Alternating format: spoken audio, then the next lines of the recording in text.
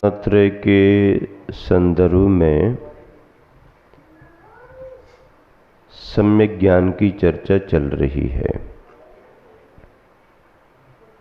सम्यक दर्शन और सम्यक ज्ञान जीव के आत्मा के ऐसे दो गुण हैं, भाव हैं, जिनके माध्यम से जीव की विशेष पहचान बनती है। सम्यक ज्ञान की चर्चा में 4 अनुयोगों की चर्चा चल रही है। प्रथमानुयोग और करणानुयोग के विषय को आपने समझ लिया। अब चरणानुयोग और द्रव्यानुयोग की बात होगी। चरणानुयोग किसे कहते हैं? चरणानुयोग का अर्थ ये है कि ऐसे ग्रंथ जिन ग्रंथों में मुनियों की चर्या का वर्णन हो और श्रावकों की भी चर्या का वर्णन हो, मतलब श्रावक धर्म का भी कथन आ रहा है और मुनि धर्म का भी कथन आ रहा है, ऐसे ग्रंथों को चरणानुयोग के ग्रंथ कहते हैं। चरणानुयोग संबंधी सम्यक ज्ञान में श्रावक धर्म में क्या करना क्या नहीं करना और मुनि धर्म में क्या करना क्या नहीं करना, ये चर्चाएं आती हैं। दोनों के ग्रंथ अलग अलग हैं। किसी किसी ग्रंथ में दोनों का भी वर्णन होता है क्रम सा, और कोई स्वतंत्र ग्रंथ भी हैं। श्रावकाचार के बहुत सारे ग्रंथ हैं, उन सभी में श्रावक धर्म का वर्णन आता है। मुनि धर्म की चर्चा करने वाले, मुनियों की चर्या को बताने वाले ग्रंथ अलग हैं, मूलाचार आदि आदि, उनमें मुनि धर्म का वर्णन है। अब जैसे रत्नकरंडक श्रावकाचार है, ये श्रावकाचार के नाम से है। रत्नात्रय का वर्णन कर रहे हैं, लेकिन श्रावक धर्म तक की चर्चा करेंगे। सम्यक दर्शन की व्याख्या हो गई, सम्यक ज्ञान की व्याख्या होगी। आगे जब सम्यक चारित्र की चर्चा आएगी तो उसमें श्रावकों को ध्यान में रख करके 12 व्रतों का वर्णन आएगा, और अंत में 12 व्रतों के बाद फिर संलेखना का और प्रतिमाओं का वर्णन आएगा। संलेखना श्रावक को भी जरूरी होती है, व्रती श्रावक को, मुनियों को भी जरूरी होती।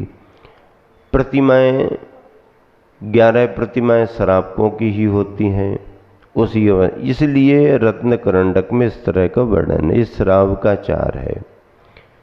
चरणानुयोग का लक्षण क्या लिखा देखें, 45वें नंबर का श्लोक। गृह मेध्य नगाराणाम चारित्रोत्पत्ति वृद्धि रक्षांगम चरणानुयोग समयम सम्यक ज्ञानम विजानाति। एक साथ मिलकर के पढ़ें। गृह मेध्य नगाराणाम चारित्रोत्पत्ति वृद्धि रक्षांगम चरणानुयोग समयम सम्यक ज्ञानम विजानाति। सम्यक ज्ञानम भाव श्रुत रूप सम्यक ज्ञान।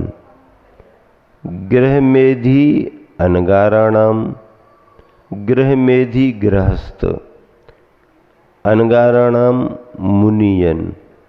तो गृहस्थ यानी श्रावकों के और मुनियों के क्या चारित्रोत्पत्ति, इनके व्रत कैसे आते हैं।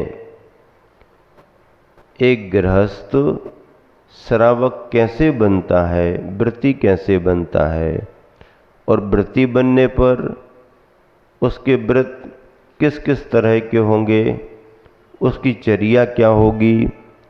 एक गृहस्थ संबंधी श्रावकाचार का वर्णन करता है। और मुनि धर्म में क्या क्या आता है। अगर एक गृहस्थ मुनि बने तो वो मुनि के व्रत कैसे आएंगे, इन सब की चर्चा चरणानुयोग में होती है। गृहस्थ और मुनियों के चारित्र की उत्पत्ति, अर्थात उन्हें उस तरह के चारित्र की प्राप्ति कैसे होती है, वो कैसे व्रतों को धारण करते हैं। वृद्धि, अब उन्होंने जो व्रत लिए हैं उनका विकास कैसे होगा। रक्षांगम, जो व्रत उन्होंने लिए हैं उनकी निर्दोषता कैसे बनेगी, उन व्रतों की रक्षा कैसे होगी। चरणानुयोग संयम विजानाति, यह सब चरणानुयोग शास्त्र को जानता है। अर्थात चरणानुयोग के ग्रंथों में ये सब बातें आती हैं। भावार्थ, गृहस्थों और गृह त्यागी मुनियों के चारित्र के उद्भव, उसके विकास और उसकी रक्षा के कारणभूत जो शास्त्र हैं उन्हें चरणानुयोग कहते हैं। यह चरण रूप अनुयोग भी सम्यक ज्ञान जिन वाणी का अंग माना गया है। अब देखो, समोसरण में भगवान अगर दोनों धर्मों का उपदेश नहीं देते तो फिर अभी तक ये श्रावक और मुनि धर्म कैसे पल पाता। उपदेश है, भगवान का उपदेश है। प्रथमतया भगवान उत्कृष्टता का ही उपदेश देते हैं। अगर कोई समोसरण में जाकर के प्रश्न करे कि भगवान हमारा कल्याण कब होगा, क्या प्रश्न करे भगवान से कि भगवान हमारा कल्याण कब होगा, तो भगवान का उपदेश क्या होगा। पहला उपदेश भगवान क्या देंगे उस भव्य आत्मा को। पहले भगवान का उपदेश ये होगा कि तुम मुनि धर्म का पालन करो। अर्थात आपको अपना कल्याण करना है तो आप मुनि बनो। भगवान ने कह दिया मुनि बनो, मुनि धर्म से ही आत्मा का कल्याण होगा। बात खत्म हो गई। जो प्रश्न किया था उसका उत्तर मिल गया।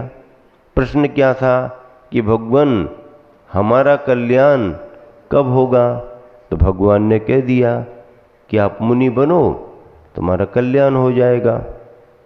अब विचार में पड़ गया वो, सुन लिया उसने, अब चुपचाप बैठ गया।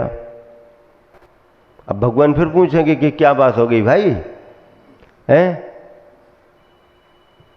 तो फिर वो कहेगा भगवान बात तो आपकी अच्छी लग रही है, लेकिन अभी हमारी हिम्मत नहीं हो रही। क्या कहेगा? हाँ, तो फिर भगवान अब हम जाते हैं, कल्याण तो करना है, लेकिन आपने तो कहा मुनि बनो।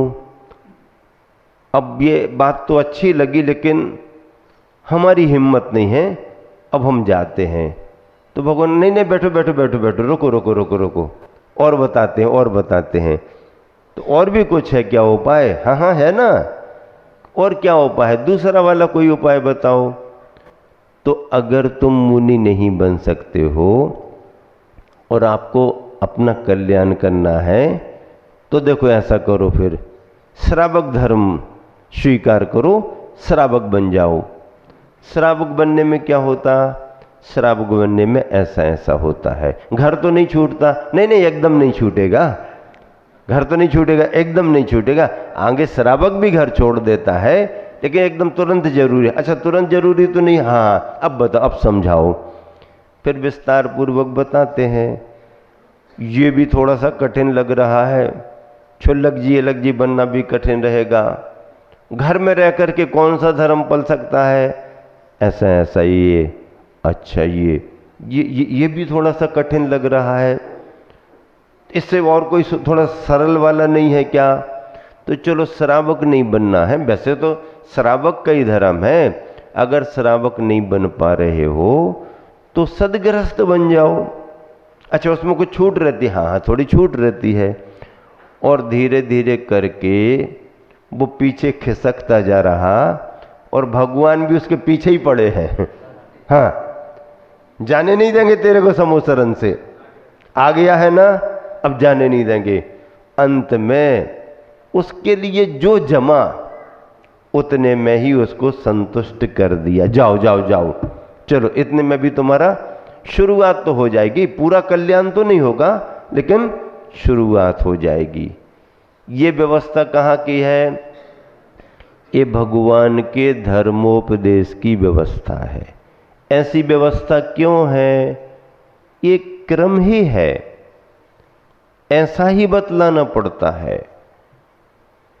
धर्म सभा में आने वाले भव्य जीव को पहले एकदम श्रेष्ठता की ही बात बताई जाती है, ताकि उसका लक्ष्य एकदम श्रेष्ठता का बने, बीच में नहीं अटकाना उसको। हाँ, एकदम श्रेष्ठता की। अब श्रेष्ठता की बात सुन ली और उसको जम भी गई, पसंद भी आ गई, लेकिन हिम्मत नहीं, साहस नहीं। अब अगर उस धर्म से वंचित हो रहा है तो नहीं नहीं, दूसरा भी है, ये भी कठिन लग रहा, तीसरा भी है, चौथा भी है, पांचवा भी है, छठवां भी है। और अंत में फिर कहते अब बता तेरे को क्या समझ में आ रहा, तू ही बता।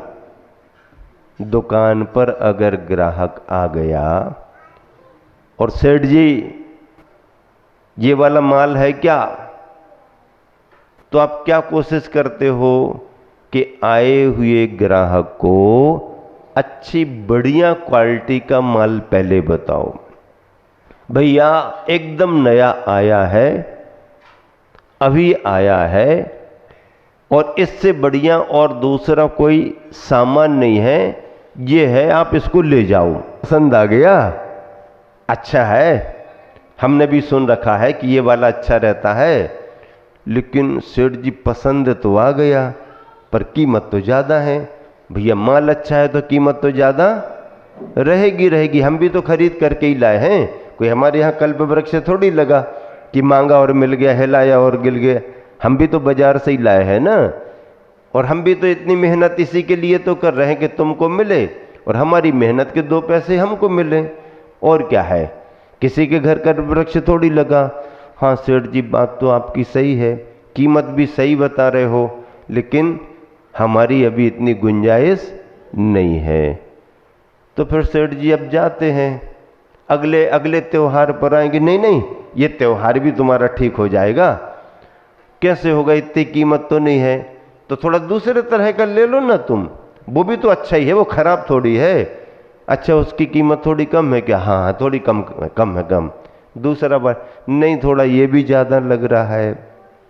और तीसरा बताया, ये भी ज़्यादा लग रहा।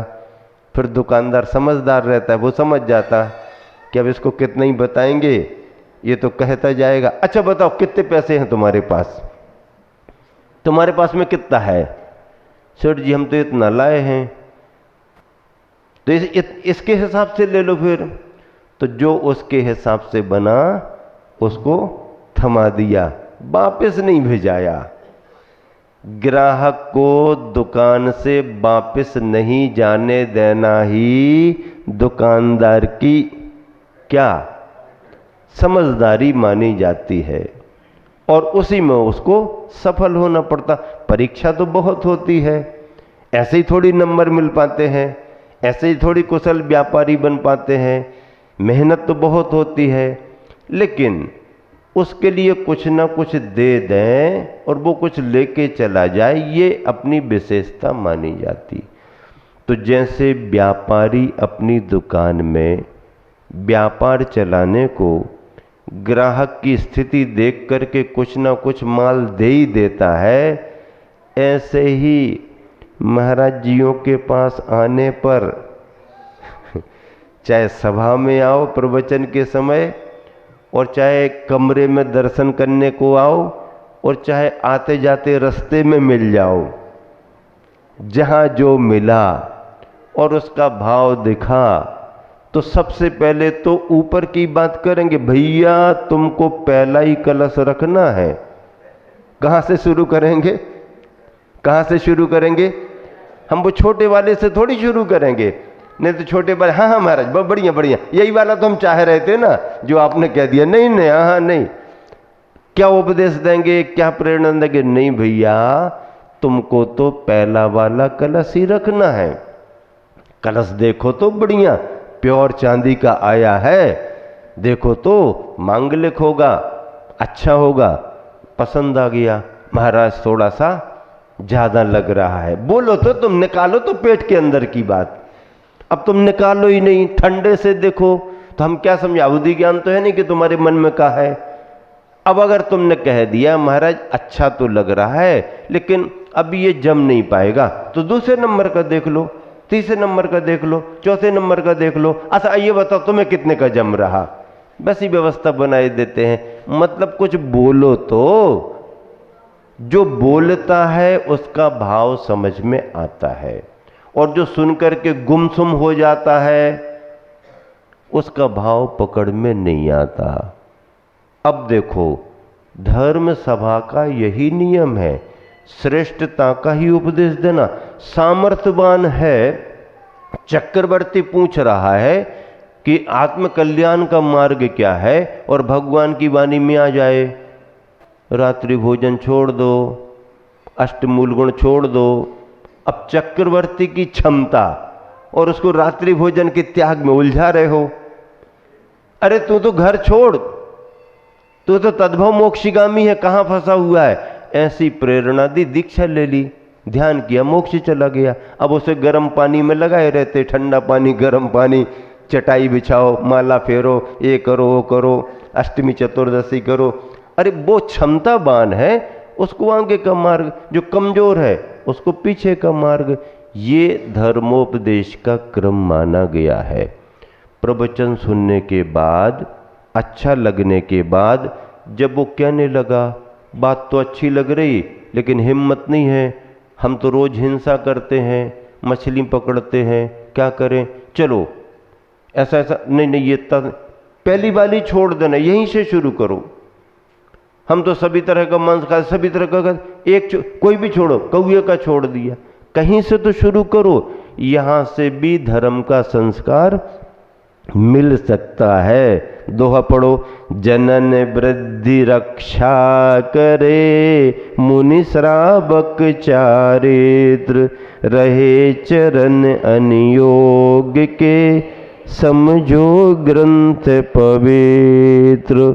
45वें नंबर का पद आचार्य श्री के द्वारा लिखा गया, पेज नंबर 105, ऊपर की 4 पंक्तियां। सागारों का अनगारों का चरित सुखद है, पावन है, जिसके उद्भव रक्षण वर्धन में बाहर जो साधन है।